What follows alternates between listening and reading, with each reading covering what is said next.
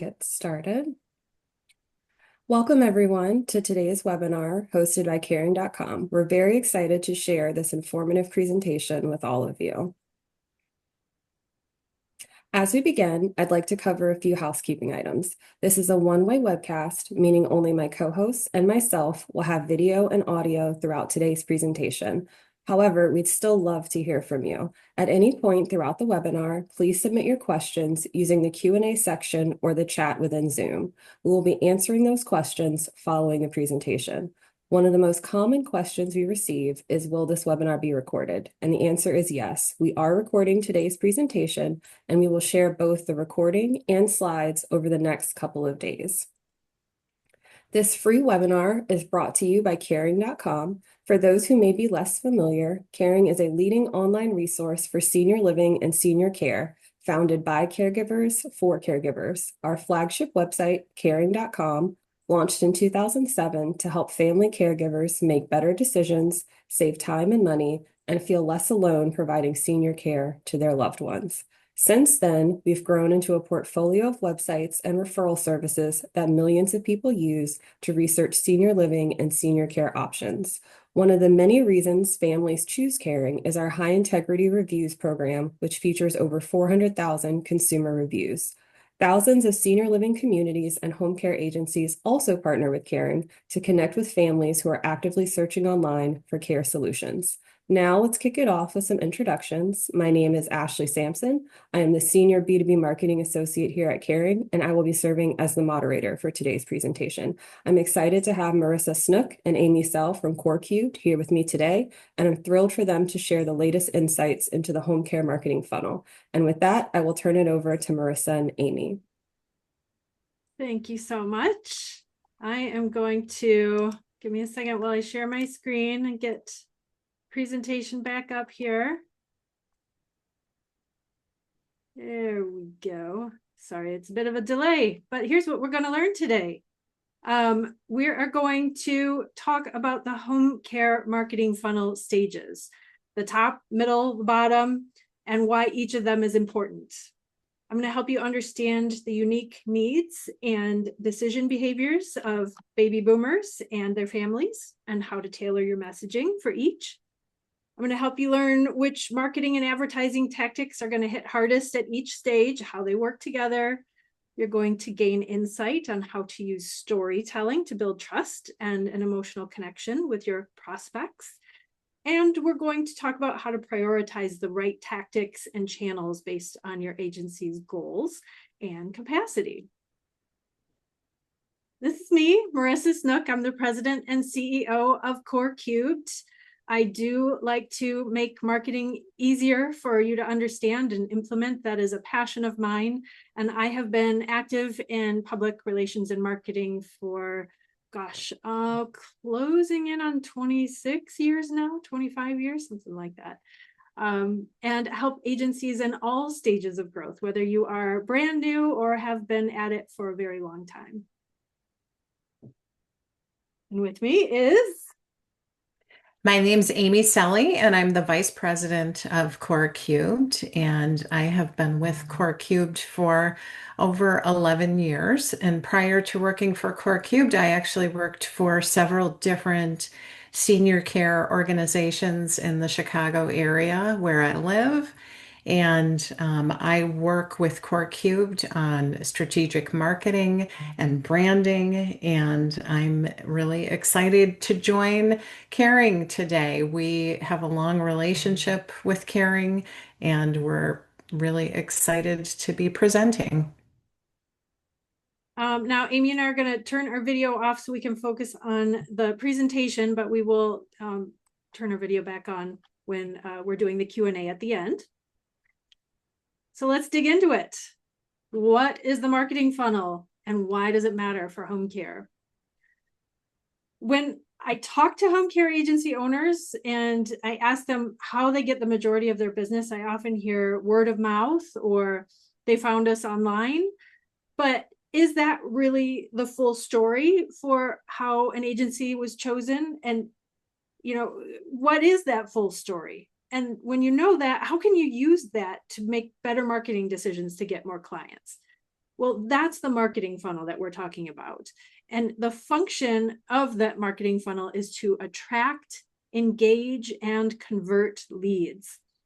But to get people into your marketing funnel and convert them to leads, you have to first understand your customer and their buying journey. So let's talk about your customers. When customers go online to choose a home care agency for whether it's themselves or a loved one, what does that decision-making process look like? Well, it may not start by searching for an actual care agency. It could start with just an adult child who's concerned about their mom and typing in a search like, how do I know when it's time to move mom into a care home? Or maybe a senior spouse might search on, how can I prepare for a loved one returning home from the hospital after a stroke? So they may be researching a variety of different care options, not specifically your type of care option. And they might not know whether home care or moving to a facility is the best option for them. Also, if a consumer has heard about your agency from a friend or trusted advisor, that's usually not the only thing that makes them choose your agency. They're often still going online to see what others have written about your agency. What are your online reviews look like? What do your service offerings look like on your website? What are your differentiating factors? They are checking all those out as well. And you've got to keep in mind when working through all of this, that there's a variety of audiences who are looking at these online materials. For example, it could be families or loved ones that are looking for home care services. What's important to them? What messages are going to connect with them the most, and what's the easiest way to capture their attention? How about care recipients that are looking? What speaks to them when they look at your website or your social media or your videos? And don't forget referral sources, of course. You have to keep all these audiences in mind when you're developing your marketing materials to try and get people through that funnel. We're going to go into a deeper dive into each stage of the marketing funnel in a little bit, but here is, kind of a top level overview. So speaking of the top of the funnel is for people who are not typically ready yet to make a decision. So they may have heard of your agency name before, but they may also be researching a variety of care options. So these people that come into that top of the funnel are important, but it just may take a bit longer and some repeated interaction or exposure to your brand before they're going to choose you for services. So this is obviously the biggest part of the funnel, the widest, because it's the most people. Social media is a very good example of top of your funnel, and we'll talk about that more. Amy will talk about that more in a little bit. In-person outreach is another example. People finding educational blogs on your website through those general queries we talked about earlier. Google display ads. Those also help to increase awareness of your brand by repeated exposure through those visual ads that pop up on other websites. And although you don't often see people converting to clients from this top of the funnel, it's still an important part of their buying journey and the decision-making process. So middle of the funnel. These are people who are considering your agency. They maybe have gone to your website. They've looked at your service options, checked out who you are, what your qualifications are. They're just closer to making a decision, but you don't want to lose them, because they may not quite be ready to call your agency yet. They're probably looking at other agencies as well. But the key is that they are in need of care services and they're actively looking for a solution to their care needs. Bottom of the funnel. These are the decision makers. They're ready. They're ready to make a decision, and often quickly. They know what home care is. They know what they want, or they need home care services. They're actively looking to secure an agency. A good example of bottom of the funnel marketing tactic, Google search ads. When those are done correctly, those ads target people who are searching for a particular keyword or key phrases. When I say that, I mean a phrase that they're typing in, like home care near me or best home care agency in Chicago. So you know they're ready to become a client. They want your services. So that's an overview of the marketing funnel. But I do want to point out something really important about this marketing funnel is that this customer journey from awareness to conversion, it's not always linear. Customers often skip stages, they come in the middle, they backtrack, they jump between phases of the funnel before deciding and becoming a client. So it's not always linear, but it is really very logical in nature. So let's have Amy take a deeper dive into the top of the funnel for you. Sure. So when we talk about stage one of the marketing funnel, awareness, it's really the starting point for everything. In home care marketing, awareness is especially important because let's face it, we're selling something most people don't want to think about, aging. Nobody wants to imagine needing care, and they don't want to picture their parents needing it either. And as a society, we really don't do a great job preparing for aging, which makes home care a unique and challenging service to market. And that's why visibility is critical. Even if families aren't ready to buy today, they need to know that your company exists, what you stand for, and that you're a trusted part of the communities that you serve.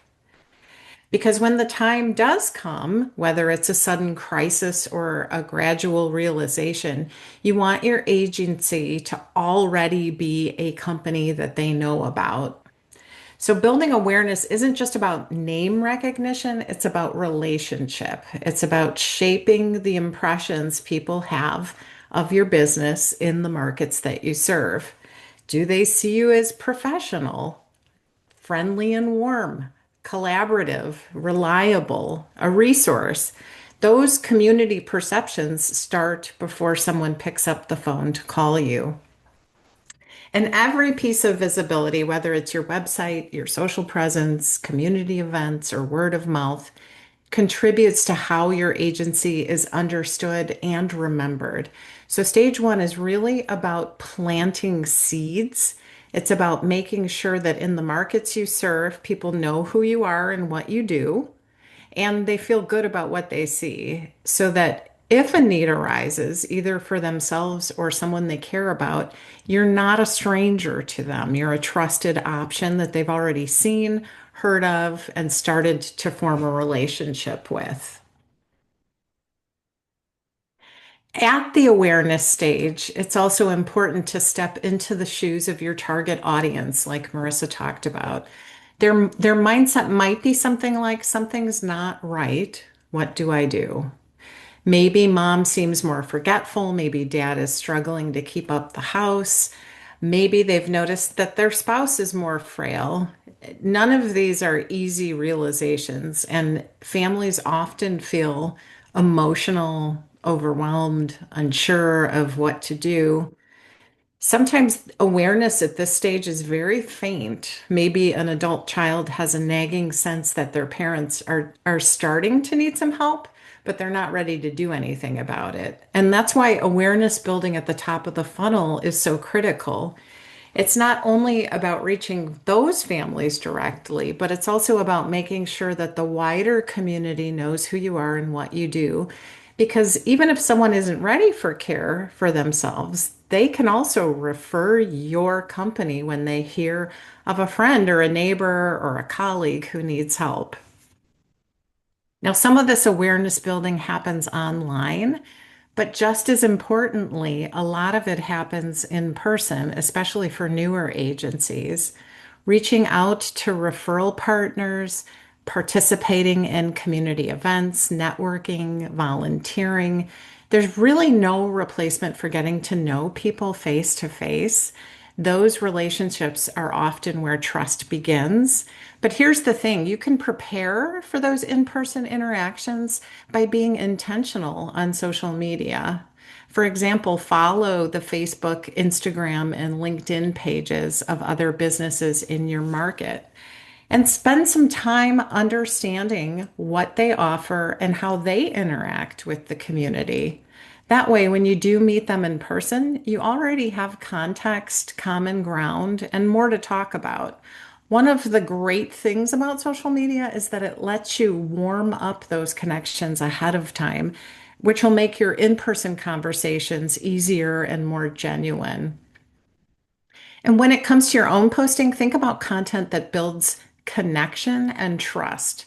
Feature your caregivers, capture their personalities and what makes them special. Share practical tips in a simple 3-step format for helping older loved ones, and post ideas to help family caregivers de stress. And always, always take photos or short videos when you're out visiting a referral partner, attending a community event, volunteering, or just being out and about in your community. Those authentic glimpses into your team and your involvement in the community help people see who you are and what you value. So, really, it's about remembering awareness isn't just about being seen by potential clients, it's about being known and trusted by your community. That way, whether it's someone with that first faint realization about their parents or somebody who simply knows someone else in need, your agency is the one that they remember and recommend. Okay, on this slide, I want to highlight that social media isn't just about posting. It's actually 4 different activities that work together to build your agency's presence and credibility. And the first is social listening. This isn't just about monitoring your own page, it's about tuning in to the broader conversations in your community. So you should watch what's being posted on other local business pages, join neighborhood or community groups, and pay attention to what people are talking about in your community. This helps you understand what matters to them, to spot emerging concerns, and to identify other local influencers who are shaping opinions. When you actively listen and learn in these spaces, it helps you to stay connected, relevant, and better positioned to join those conversations in meaningful ways when you're ready.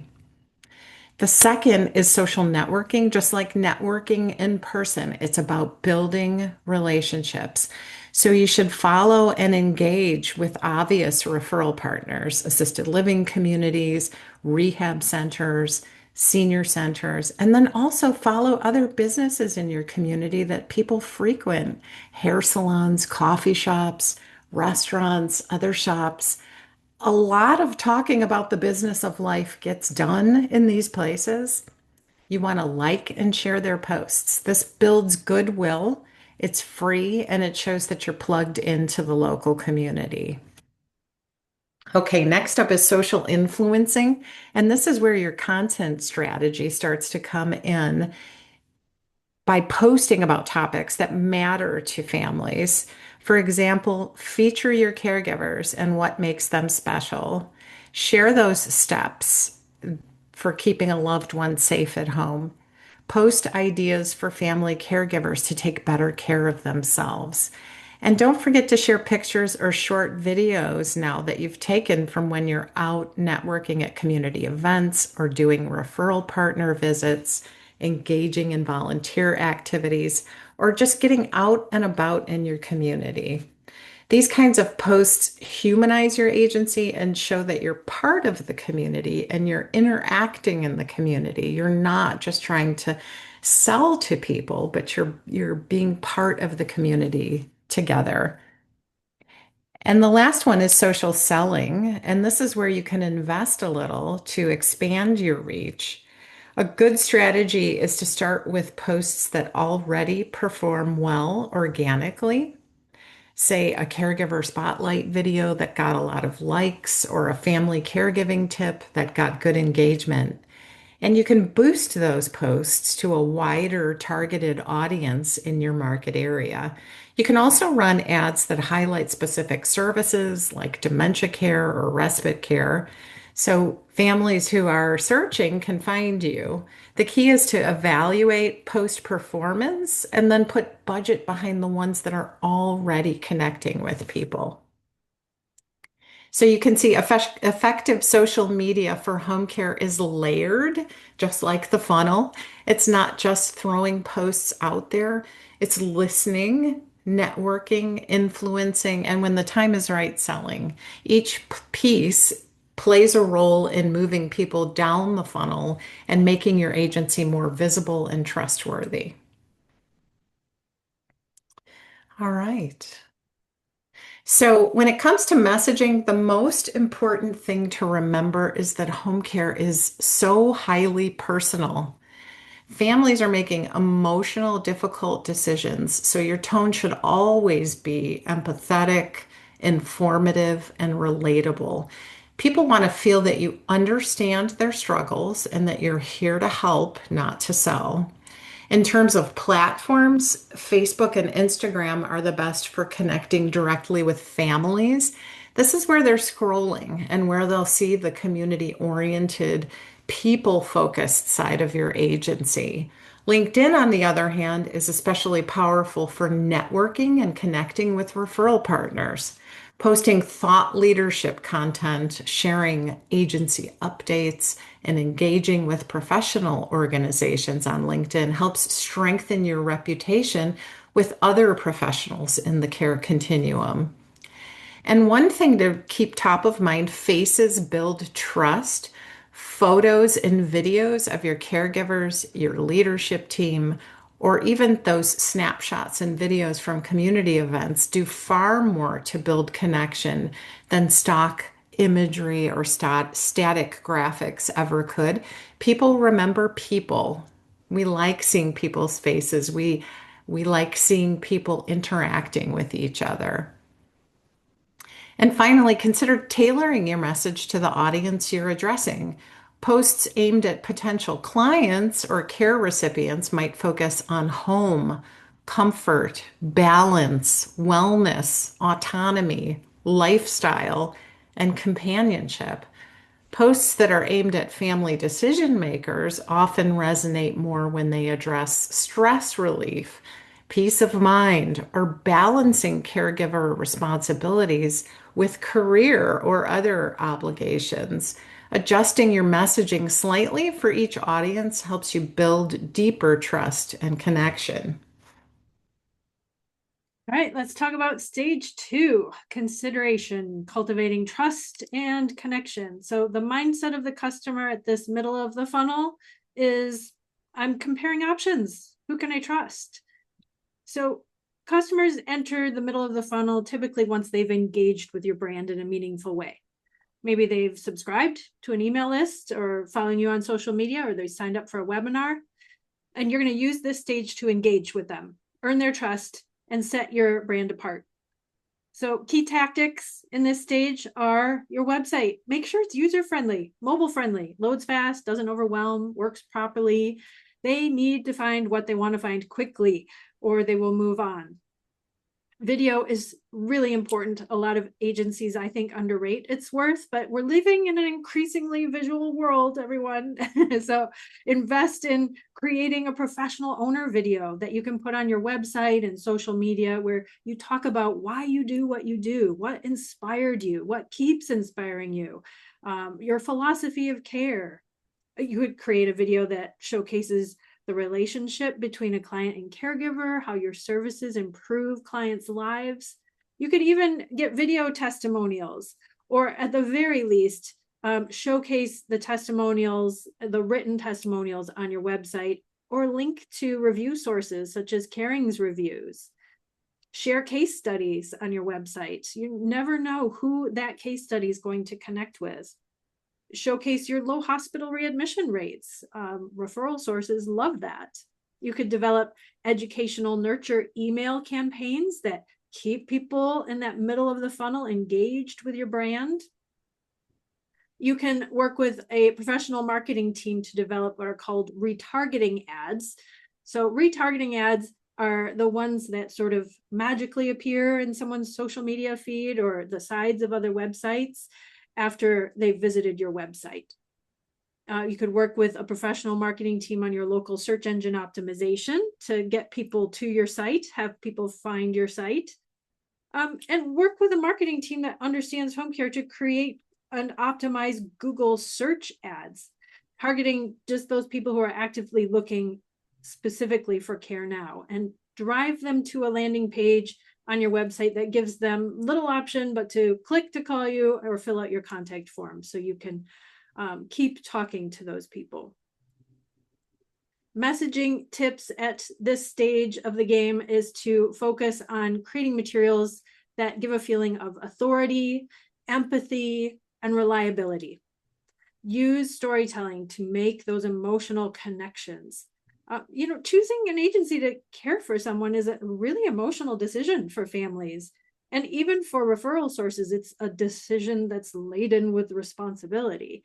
So they all want to feel that they can trust your agency and feel comfortable with selecting your agency. At this stage, in the middle of the funnel, families rely less on social media and more on your website reviews and personal stories to compare options. So it's very important to keep that in mind. Jumping into stage 3, this is the decision-making part of the funnel. And the audience mindset at this point is, I have to make a choice. What's the next step? What do I do now? So the bottom of the funnel is where we're at, and it's the last place that customers go before they convert. You've gotten their attention, you've built trust, and you've fostered a relationship with them. And at this point, you just need to convert them. Give them specific reasons to choose your brand over your competitors. You're going to need to use clear calls to action on your website and your ads. Things like contact us today or schedule an in-home consultation, call to learn more. These are all great calls to action. We talked a little bit about landing pages. It's important that they are simple and that they load fast, and they're focused again on getting them to call your agency or fill out a contact form. A live chat option on your website, I think, is becoming a must-have. People are just more comfortable with texting now than they are with picking up the phone. Point out your free consultations and assessments. Make sure it's front and center. Make sure your reviews, your accreditation, third-party validation, any of those are front and center so people notice them when you're trying to get those bottom of the funnel people to convert. Messaging tips for this stage are that you want to instill a sense of urgency to take action. You want to give them confidence that they're choosing the right agency through your key differentiating factors and have clear information on what to do next. Back to you, Amy. All right. So when it comes to marketing, one of the biggest questions agency owners ask is, where should I spend my budget? And that's really an important question because your dollars need to work hard for you. The good news is you don't have to do everything at once. We want you to think of the funnel we've been talking about: top of funnel awareness, middle of funnel consideration, and bottom of funnel decision making.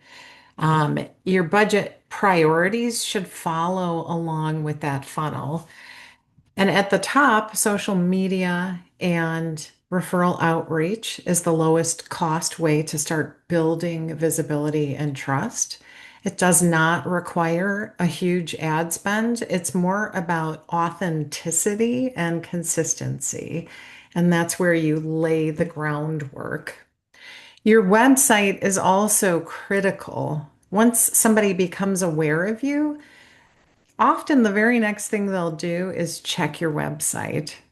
If your site isn't professional, easy to navigate, and built to convert visitors, you'll lose people before they ever call or fill out a form. So if you're deciding where to put your dollars, your website should almost always come before heavy ad spend.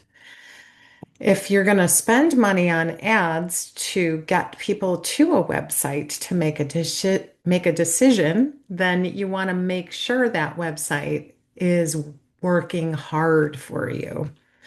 So once your website is well executed, SEO and Google Ads are powerful ways to make sure that you're found by families actively searching for care. They're typing in phrases like home care near me or help for an aging parent at home. That's when you want your agency to show up front and center. But SEO and ads require more budget to maintain, so they make the most sense once your foundation is solid. So, the key to making the most of your budget is this: invest in a strong website and then start with visibility through social and layer on SEO or paid search. It's about building step by step so that every dollar works harder for you. Also, when we talk about prioritizing your marketing budget, it's important to remember that there's really no one size fits all approach and there's no silver bullet. Where you start and how you build depends on your agency's size, your capacity, and of course, your budget constraints. A smaller agency might need to focus on grassroots awareness and referral relationships, while a larger agency might have the resources now to invest in SEO and paid ads. It takes a mix of digital and offline tactics. Digital tools like your website, SEO, social media, Google Ads help you get found and build credibility. But in this business, in-person outreach is just as important. Networking with referral partners, being visible in the community, and volunteering. These layers reinforce each other.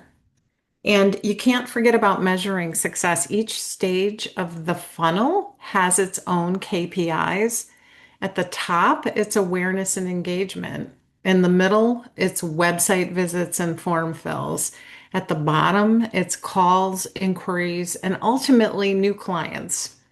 If you're not tracking the right metrics at each stage, it's almost impossible to know what's working or how to adjust your strategy. So, when you think about the funnel, remember it's not just a list of options for marketing, it's a system. Social media and in person outreach sparks awareness. Things like online reviews ignite credibility. SEO and PPC help you get found when and where people are searching. Your website and your inquiry handling determine whether families see you as credible and trustworthy enough to choose.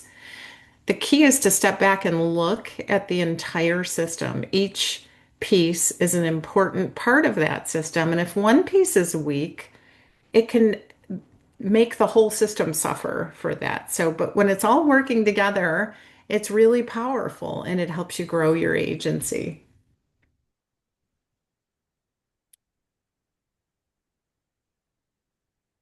I'm going to turn my camera back on and we can open it up to Q&A.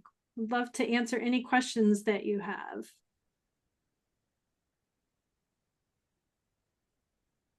I know One, Ashley is kind of monitoring those too, so. excuse me. Yes, here's one that came in. How do I know if the marketing I'm doing is actually paying off? Measuring for success. I feel like that is something that agencies forget about. They're so busy that they're focused on, okay, I know I have to do stuff to get clients in the door. And they forget that you have to measure to see what's working, because then you can do more of what's working and less of what's not. And depending on what type of marketing you're looking at, there's different ways to measure it. Like if you're talking about measuring direct mail, you could have, a custom phone number on that direct mail piece. So you can, directly tell what traffic, when they're calling that number is because of that direct mail piece. With digital marketing, SEO, Google pay-per-click, social media, there's a lot of measurement that's built in that you just know how to you have to know how to read that. But the good news is that a lot of it is built in. It's just a matter of interpreting that data. Amy, did you have anything to add to that? I would just say with social media, it's actually pretty easy to see what kind of engagement you're getting through, comments and posts. That is a lot easier. With SEO and PPC, it's really about are inquiries coming in and are they qualified inquiries that are contacting you? And you are, you're able to tell that you want to be in touch with the people answering the phone if it's not you, to understand how much of the people calling are actually qualified consumers who might need your services. And you can also attach call tracking numbers to those efforts that allow you to see um, exactly if those calls came from organic search, which would be SEO, or from Google Ads, which would be PPC. I'm going to pull up our contact information while we get more questions in. So if Yes, anyone wants to contact us later, they can. yes, getting a lot of good engagement in the Q&A, so we love to see that. Someone else asked, is joining a client registry a wise idea? Does paying for leads make sense? I think it's a good thing for newer agencies to do. I think what you have to remember with that is it is a speed to lead situation. So typically, you're not the only one getting that lead, and you really want to follow up as soon as you can, as quickly as you can with, the best information that you can. Yeah, and Google pay per click, you are the only one that is getting those leads. Because I often hear people kind of compare that with Google pay per click. It's speed to lead versus it's only coming to you. What are typical costs to acquire customers you've been seeing for home care clients, especially through PPC ads? It really varies by market. I think people underestimate how much you need to spend with pay per click in order to get the leads that you want. And I think it's very important to work with someone who not only understands the care industry, but is optimizing those ads all of the time, like every week. Because, and I know a lot of people will be nodding their heads when I say this, if you've tried PPC, a lot of caregivers can come through there. And the reason is because some of the same ways that somebody who's looking for work searches online is the same type of search inquiry that someone who's looking for care services might type. So there's a lot of different tactics to try and get more people looking for care versus caregivers, if that's your goal with the pay per click. But it takes some, a skilled hand to do it. But I mean, if you're in Chicago versus, upstate New York, what it's going to cost to get a client through PPC is going to be vastly different, because there's just more people competing for those keywords. PPC is basically it's everyone is trying to buy the same keywords. What are the top 3 ways that you all would recommend to help try to increase SEO? I think number one, you have to have a good website. And that might surprise some people as far as saying that's number one. But I always say you can drive a horse to water, but if you got a terrible website, then you can't make the horse drink, right? So you have to have a good website so that when your SEO is working well, it converts people. But also Google is becoming more and more adept at being able to tell what is quality, what is a good website. And that's how they judge whether or not they're going to show your website in search results. It's all about the, establishing authority and relevance. And Google looks at all of those things. So website number one. Google Business Profile. Oh yeah, it's becoming more important, right? Yeah, collecting reviews, and making sure that your Google Business Profile is filled out completely, using all of the fields that they give you available to fill out, and then asking satisfied customers to review you there. is hugely important to SEO. I guess I would tag on to what Marissa said about the website. I think people underestimate the power of a quality website from logo to imagery to what kind of trust marks you put in front of them, how you talk about yourself. It really has to all work together and it cannot overwhelm. And so you really have to make sure that is working well before you start driving people toward it. Because if you're driving people towards something that maybe isn't working right or looks amateur, you're going to lose the people because where they're going doesn't look like where they want to land. Mhm. And I think the next piece that I would say is super, super important is a really solid keyword strategy. And tag teaming with that is your content, which is, how you're going to get those keywords in there. Local, make sure you're targeting for local keywords. You're going to get much more traction with that.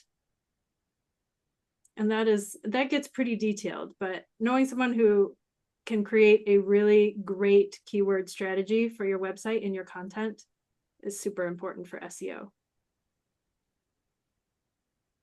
What is the ideal clientele target for an agency for their first 2 years? I hear some agencies are like, I only want clients that give me bigger numbers of hours. And then I hear other agencies that are like, I'll take anybody. It doesn't matter if they, need 2 or 4 hours of care a week, because a lot of times those clients turn into clients who need more hours. So I've seen it work with different strategies, but I'd say probably the more popular one is trying to target the longer term, bigger hour clients. What would you add to that, Amy? And I'm just scratching the surface. Yeah, I really think in the beginning it's about that awareness building. And so I think taking on shorter hour clients in the beginning is a way for you to prove, what you're doing, prove your success. You can ask those people for reviews, but you can't, you have to evolve over time. And that's what good agencies do. Yeah, I think with referral sources, a tactic I've seen new agencies have success at is being able to staff very quickly. Because if they've got, an emergency case and they know you've helped them out in a pinch, they're going to start referring more clients to you. So being able to, turn things around on a dime and be very flexible for referral partners will really build your reputation with them. What are the best ways to set up Medicaid referral partnerships? I would say in person, wouldn't you, Amy? That networking. Yeah, I mean, I think you have to be out in the community. And unfortunately, we do encounter some agencies that think you can do everything online. And, that kind of relationship building and FaceTime is really important. Getting out, meeting people, showing that you understand the landscape that they're working in, asking them what are their pain points when they're making a referral, what's important to them, is all going to position you as a better partner to them. And it's just, I can't stress enough that it's a relational business. If you take anything away from this, it is about relationship building. And when the relationships are built, the sales come.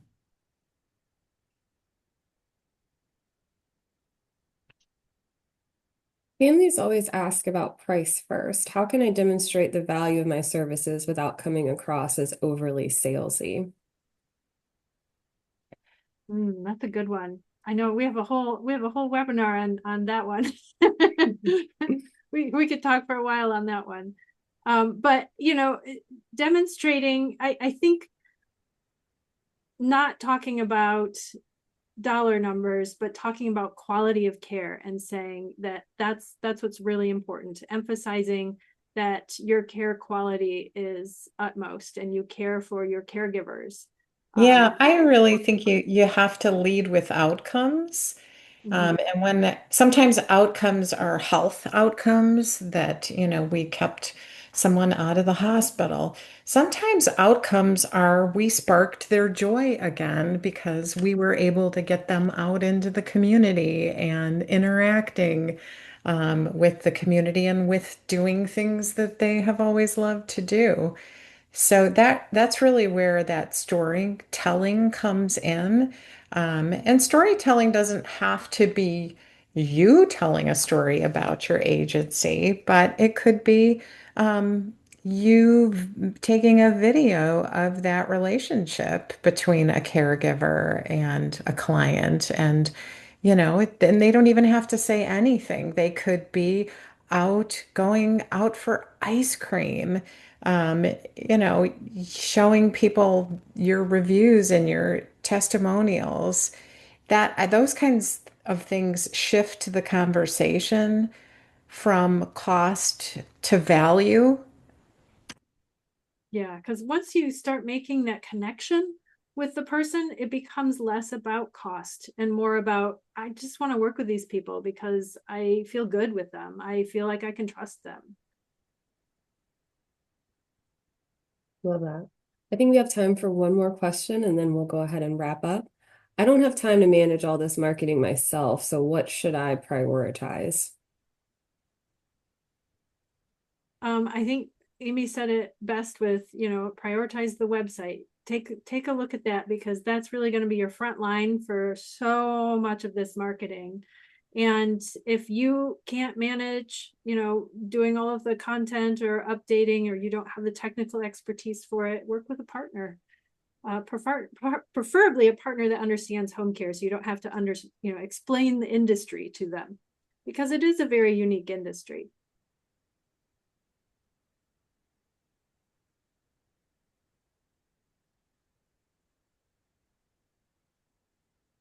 Well, thank you all so much for joining us today. A special thank you to Marissa and Amy for sharing their insights. We'd love to hear your thoughts on this session and any ideas you may have for future topics. Once this webinar ends, a short survey will pop up, so please take a moment to share your feedback. You can also contact us via the email listed here, and the recording and slides will be in your inboxes very shortly. To stay informed about Caring's upcoming trainings, I encourage you to follow us on LinkedIn and visit our industry website at partners.caring.com. And with that, we will let you all get back to your commendable work of helping seniors and hope that you have a fantastic rest of your day. And again, thank you, Marissa and Amy. Great Thanks, presentation. Ashley. Yeah, it was great being here with you. Bye. Bye-bye.